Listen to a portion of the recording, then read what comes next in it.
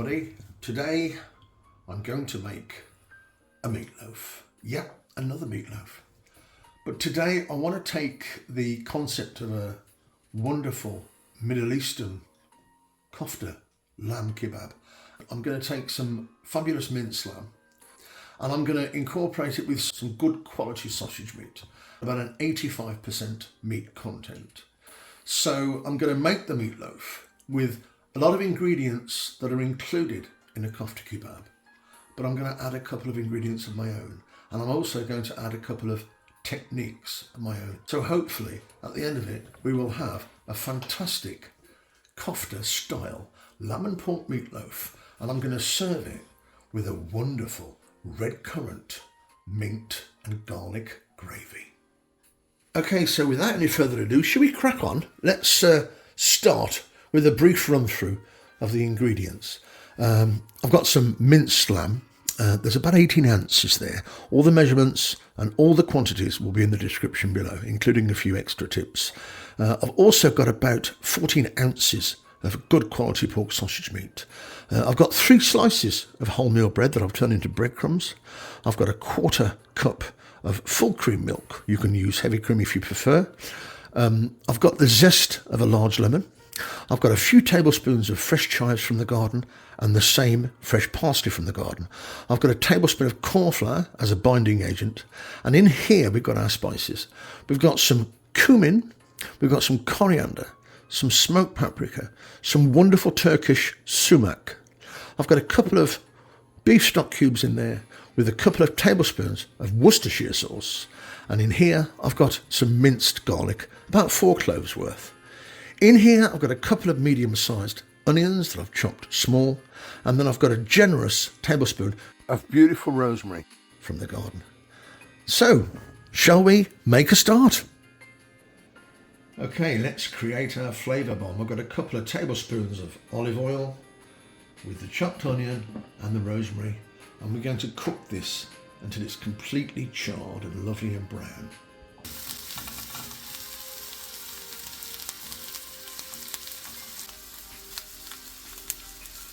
And those onions are now ready to be added to the meat mixture.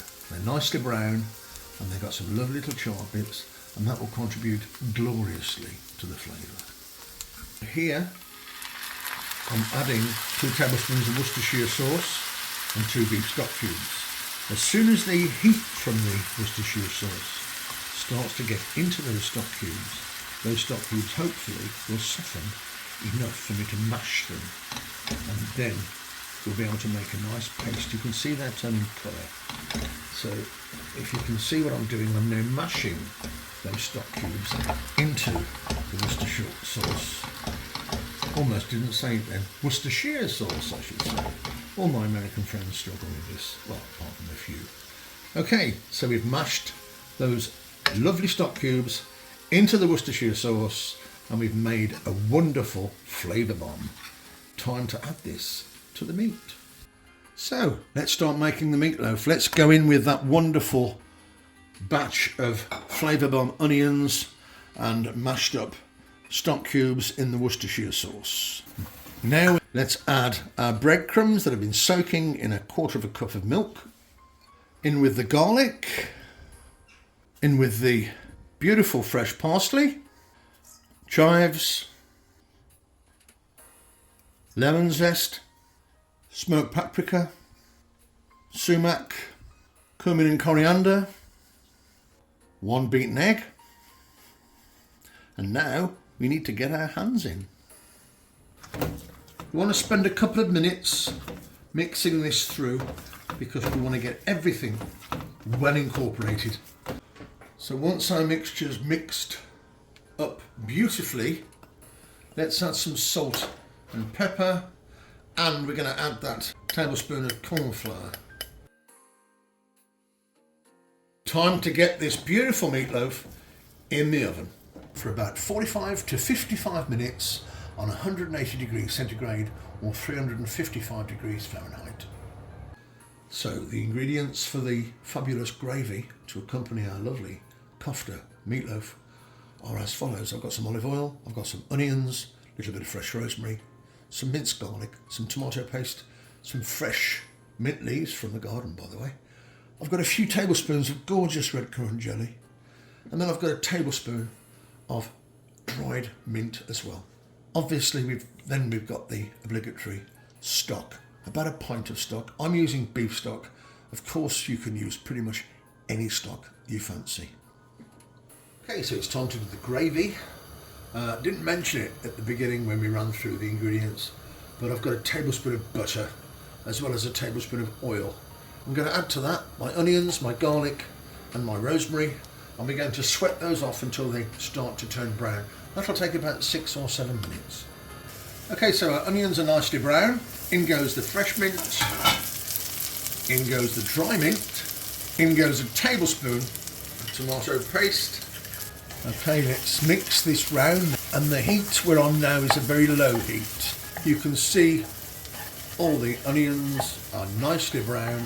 I'm now going to turn the heat off, and I'm going to add a tablespoon and a half of flour.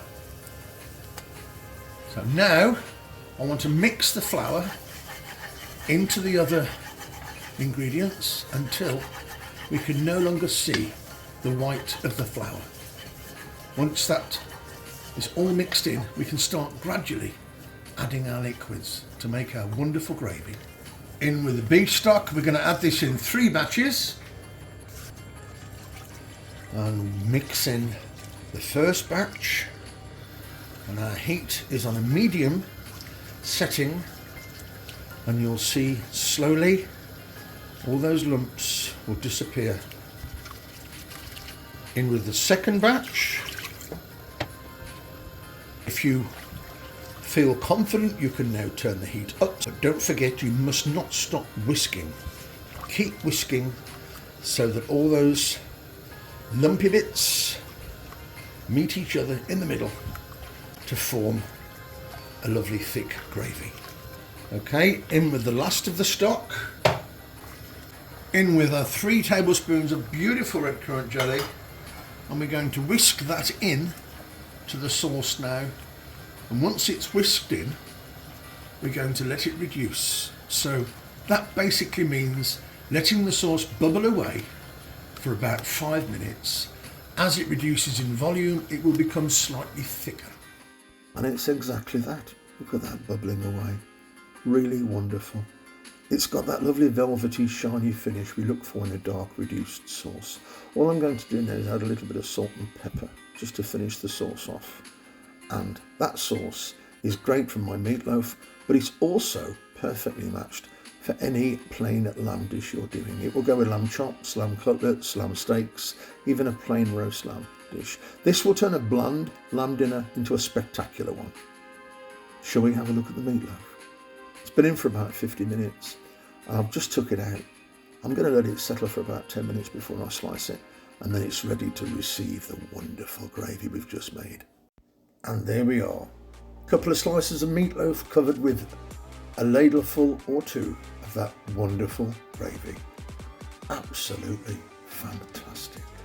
Thanks for watching, everyone.